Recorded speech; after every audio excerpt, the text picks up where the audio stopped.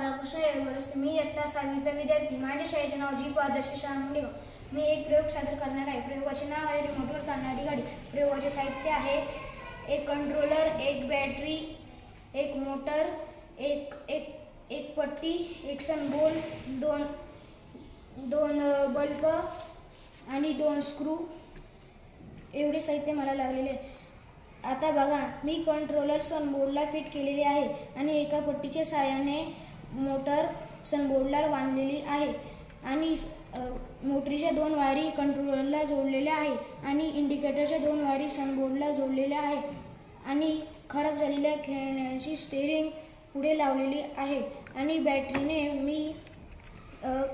बॅटरीने मी गाडीला पॉवर देतो. आणि आता बघा, मी तुम्हाला चालू करून दाखवतो. गाडी आता मी चालू केलेली आहे. मी रिमोटने पुढे मागे घेऊ शकतो. मी जेव्हा पुढचे बटन दाबतो तेव्हा गाडी पुढे येते आणि जेव्हा मागचे बटन दाबतो तेव्हा गाडी मागे येते.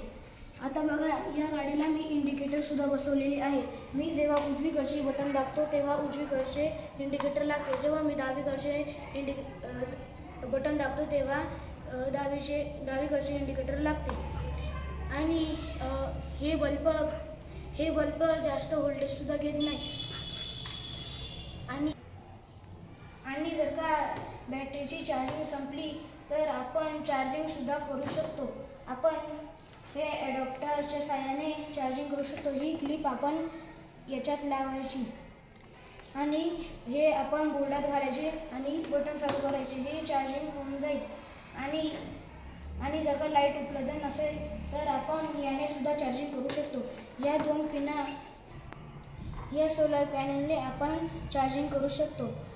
आता या 2 वायरी आपण या क्लिपमध्ये लावायच्या आणि गाडी चालू होते.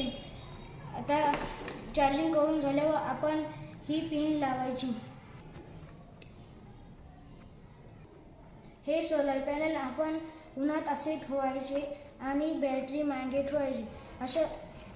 मी सोलर पॅनलच्या 2 वायरी बॅटरीला जोडलेल्या आहे. त्या सोलर पॅनलमुळे बॅटरी चार्जिंग होईल आणि गाडी पुढे मागे येईल आणि गाडी चालू होईल.